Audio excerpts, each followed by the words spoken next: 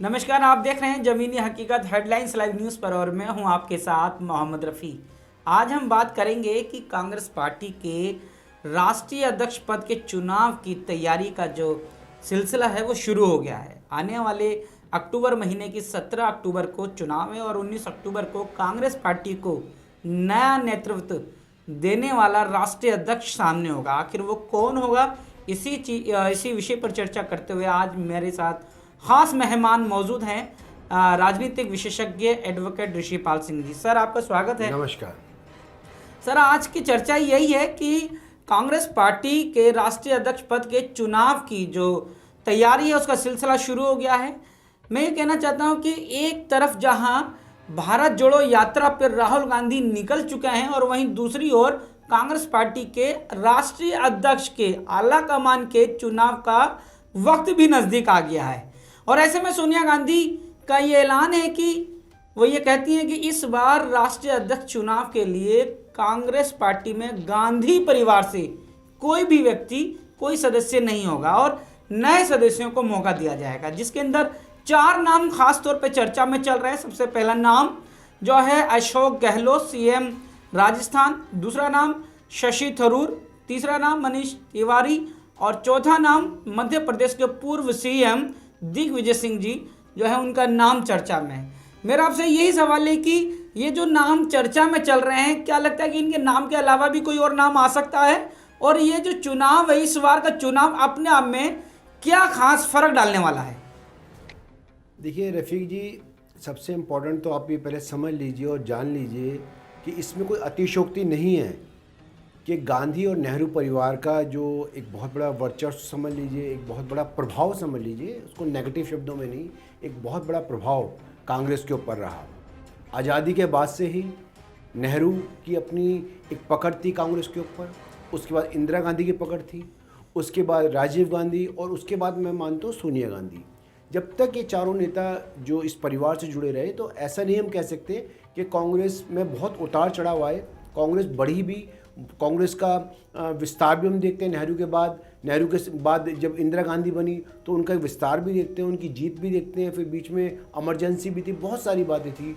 उसके बाद हम देखते हैं राजीव गांधी है, फिर राजीव गांधी का असैसिनेशन है। उनके बाद हम देखते हैं कि एक थोड़ा सा गैप देखते हैं। उस गैप के बाद फिर सोनिया गांधी का राष्ट्रीय राजनीति में कांग्रेस को संभालना, और ना केवल कांग्रेस को संभालना बल्कि एक अच्छी जीत की तरफ कांग्रेस को लेके जाना जी। तो ऐसी स्थिति में हम बिल्कुल ये नकार नहीं सकते कि कांग्रेस के जो नेता रहे अब तक, जो मुख्य 4 लोगों का मैंने नाम दिया है, उन्होंने कांग्रेस को बहुत बांधने की कोशिश की जी। लेकिन वर्तमान परिप्रेक्ष्य में अगर हम बातें 2010, 12 और 14 के बाद के इलेक्शन की बात करते हैं तो जब से कमान राहुल गांधी के पास रही तो वो प्रभाव जो है हम नहीं देख रहे। ये जग विदित, मैं किसी की आलोचना नहीं कर रहा। ये आंकड़े बता रहे हैं कि पार्टी जो है, पार्टी का जो एक धरातल है, पार्टी का जो एक वर्चस्व है, पार्टी की पकड़ जो है वो लगातार कम हुई है। उसके बहुत सारे कारण हो सकते हैं। उसमें ये भी कारण है कि जहाँ एक तरफ भाजपा मजबूत हुई, वहाँ दूसरी तरफ जो क्षेत्रीय दल थे वो भी मजबूत हुए। जब क्षेत्रीय दल मजबूत होते हैं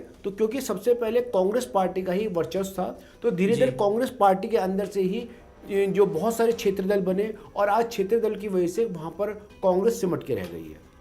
तो क्या लगता है कि जैसे आप बता रहे हैं कि 2014 से 2019 के बीच में राहुल गांधी पार्टी के राष्ट्रीय अध्यक्ष रहे थे और उस दौरान पे जो कांग्रेस अच्छा परफॉर्मेंस नहीं दे पाई थी, तो क्या लगता है कि वो कमियां और गांधी परिवार पे लगातार जो आरोप है कि परिवारवाद, लेकिन अगर पुराना इतिहास उठा के देखा जाए कांग्रेस का तो कई चेहरे ऐसे रहे हैं जो गांधी परिवार से नहीं थे। 4 नाम जैसे आपने बताए, और उसके अलावा भी अब सोनिया गांधी ने साफ ऐलान कर दिया है 4 नाम जो आ रहे हैं।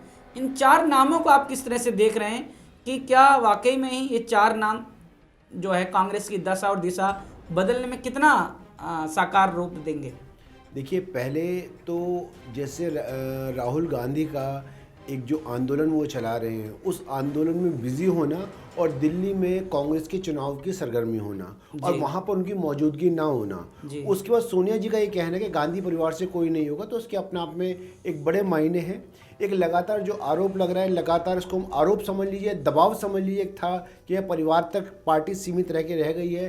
तो कांग्रेस पार्टी चाहती है कि कम से कम जो ये दबाव है, ये दबाव कम हो और कोई नया चेहरा या कोई नया कार्यकर्ता आए और काम करे। लेकिन अब ये अपने आप में बहुत चुनौतीपूर्ण स्थिति है कि अब जो आने वाले 4 नामों का आपने बात की, उनमें से कौन नेता जो है कांग्रेस का अध्यक्ष बनेगा, एक सवाल जी। दूसरा सवाल ये है कि किस नेता को कांग्रेस का अध्यक्ष बनना चाहिए। बिल्कुल सही। ये दो अलग अलग बातें हैं। बिल्कुल। देखिए, अगर सोनिया गांधी जी, राहुल गांधी या गांधी परिवार ये चाहता है कि कांग्रेस पार्टी के ऊपर हमारी पकड़ बनी रहे जी, तो ऐसी स्थिति में जो उनका चहेता होगा या चहेता समझ लीजिए, या जो भी उनकी बात को मानने वाला, जिनके साथ अंडरस्टैंडिंग होगी, वो कांग्रेस का जो है चेहरा बनेगा। लेकिन समझने वाली बात यही है कि जो कांग्रेस का चेहरा अगर सोनिया गांधी या राहुल गांधी के एंड से बनता है तो क्या उससे पार्टी की दिशा और दशा दोनों सुधर पाएगी? ये अपने आप में बहुत बड़ा नहीं सवाल है। वकील साहब, नहीं, एक बात ठीक है, आप इस बात को कह रहे हैं कि राहुल गांधी और सोनिया गांधी के पसंद का, यहाँ पर क्या कोई पसंद नापसंद की बात आती है? तो खुलेआम सोनिया गांधी ने कहा है कि जो भी पार्टी के डेलीगेट हैं जो 3 साल पुराने हैं और 10 सपोर्टर रखते हैं, वो अपना आए, और खुलेआम उन्होंने कहा है कि कोई भी पार्टी के राष्ट्रीय नेतृत्व के लिए आगे बढ़ सकता है। तो उसमें पसंद नापसंद को जब आप जोड़ते हैं तो फिर इस चुनाव का फिर क्या मायने रह जाता है? नहीं, मुझे लगता है रफ़ीक जी आपने पूरे समाचारों को देखा नहीं है। इवन जो सबसे पहला नाम जो आपने गहलोत साहब को लिया जी, उन्होंने खुद ये कहा कि अगर जो राहुल गांधी हैं वो अध्यक्ष बनते हैं तो मैं अपना नाम वापस ले लूँगा। तो ये कहना कि राहुल गांधी या सोनिया गांधी की जो पकड़ या सोनिया गांधी की जो इशारा या सोनिया गांधी का जिस तरफ पसंद होगी उसका अपने आप में कोई महत्व नहीं है। और जो इलेक्शन हो रहे हैं वो बिल्कुल पारदर्शी हो रहे हैं। मैं निजी तौर पे ऐसा नहीं मानता। निजी तौर पे आज भी राहुल गांधी और सोनिया गांधी की पार्टी पे बहुत पकड़ है। वो जिस तरफ अपने रुख को दिखाएंगे वो व्यक्ति कैंडिडेट बनेगा, वो व्यक्ति चुना जाएगा। लेकिन मैं अब आपसे कहना चाहता हूँ, जैसे आपने शुरू में कहा कि 4 नामों की बात करते हैं, आपने 4 नाम बनाए जी। सबसे पहला नाम आपने बताया अशोक गहलोत जी का। जी, आप जानते हैं अशोक गहलोत जी काफ़ी समय से करीब 5 बार सांसद रहे हैं जी। और 2 से 3 बार वो सीएम रहे हैं और बाकी काफ़ी लंबा अनुभव जो है कांग्रेस में गुजारा जी। उसके बाद दूसरा आपने नाम लिया शशि थरूर का जी, जो कुछ समय तक आप जानते काफ़ी विवादों में रहे, बहुत सारे विवाद थे उनकी पत्नी के जो से भी संबंधित था, और भी चीज़ें रही उनकी, और कांग्रेस के एक मजबूत नेता रहे। उसके बाद मनीष तिवारी हैं जो NSUI के प्रेसिडेंट रहे और एक युवा राजनीति में रहे जी। चौथा नाम जो आपने लिया दिग्विजय सिंह जो कि MP के जो है जो सीएम रहे हैं। अगर आप इन चारों को आप देखते हैं, इन चारों में अगर आप ये देखते हैं कि कौन सा नेता ऐसा है जो धारदार नेता है, यानी कौन सा, देखिए आज भी भारतीय राजनीति में जो 2024 के जब इलेक्शन होंगे तो जो उत्तर भारत है, जो हिंदी बेल्ट है, वो अपने आप में बहुत महत्वपूर्ण रोल अदा करेगी। ऐसी स्थिति में जो पक्ष है, पक्ष के ऊपर मजबूती से हमले करने वाला, हमले का जब प्रत्युत्तर मिलता है तो उसके प्रत्युत्तर को संभालने वाला और दोबारा हमले करने वाला, ऐसा धारदार नेता जो है आज भी रिक्वायर्ड है। आप ये समझ लीजिए कांग्रेस पार्टी को, अगर कांग्रेस पार्टी समझती है कि ऐसा धारदार नेता कौन हो जो इस पक्ष के, जो इस पद के लिए बहुत इंपॉर्टेंट है या ये उस पद के लायक है या जो सबसे उपयुक्त है। मैंने आपको बताया 2 बातें, कौन बनेगा एक अलग बात है, किसको बनना चाहिए दूसरी बात है। अगर मैं निजी तौर पे इन चारों नेताओं की बात करता हूं तो जो आपने सबसे लास्ट में चौथे नंबर पे नाम लिया, मैं उनको फर्स्ट नंबर पे लेके आता हूँ। दिग्विजय सिंह को अगर आप देखेंगे, उनकी राजनीति को देखेंगे, उनका जो राजनीति का जो परिप्रेक्ष्य है, उनकी जो राजनीतिक समझ है, उनका जो पक्ष पर जो हमले करना है और कहीं भी उनका रहा है, तो जिस तरीके से उन्होंने मोदी सरकार है या मोदी के जो और कार्यक्रम हैं उन पे हमला भी किया, उन कार्यक्रमों पे, और जिस तरह से अपने को प्रेजेंट किया और जो धारदार नेता में होना चाहिए, मैं इन चारों में से अगर मानते हो तो जो आपने चौथे नंबर पे रखा, मैं दिग्विजय सिंह को मानता हूँ।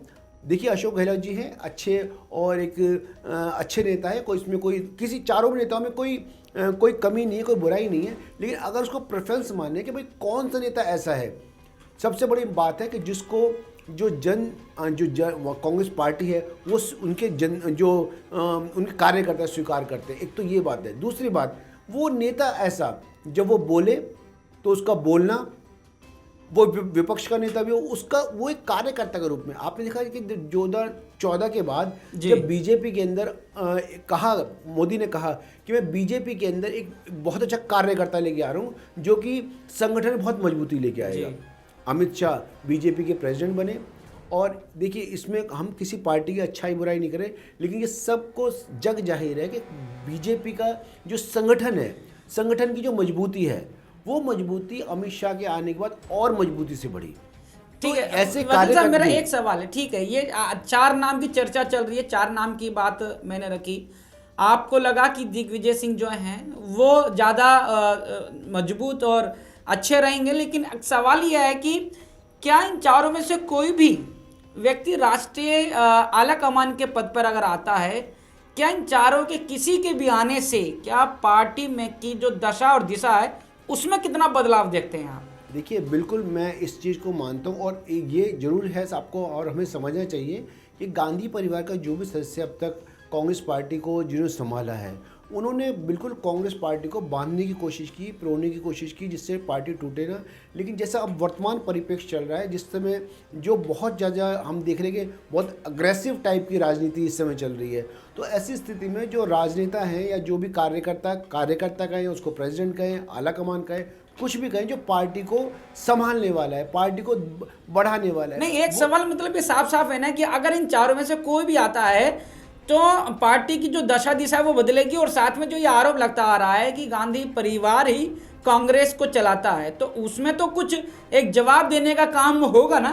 नहीं, बिल्कुल होगा, लेकिन फिर भी आप समझ लीजिएगा, अगर इन चारों में से कोई भी राष्ट्रीय अध्यक्ष बनता है तो ऐसी स्थिति में तब भी सोनिया गांधी या राहुल गांधी की जो भूमिका कांग्रेस के अंदर है वो कभी भी तब भी कम होने वाली नहीं है। उनका जो महत्व है, उनका जो अस्तित्व है वो कम होने वाला नहीं है। लेकिन जो अगर व्यक्ति आता है वो अगर कार्यकर्ता की पसंद भी हो और राष्ट्रीय राजनीति के लिए अपने आप में एक जोरदार चेहरा हो, एक धारदार चेहरा हो, तो वो निश्चित रूप से। अच्छा, मेरा आपसे एक सवाल ये भी है कि राहुल गांधी 144 दिन की एक पद यात्रा, भारत जोड़ो यात्रा को कर रहे हैं। इस यात्रा को आप किस तरह से देख रहे हैं कि क्या राहुल गांधी की जो भूमिका जो देश के अंदर जो बनाई गई या दिख रही थी, क्या उसमें कितना बदलता हुआ चेहरा देखेंगे आप?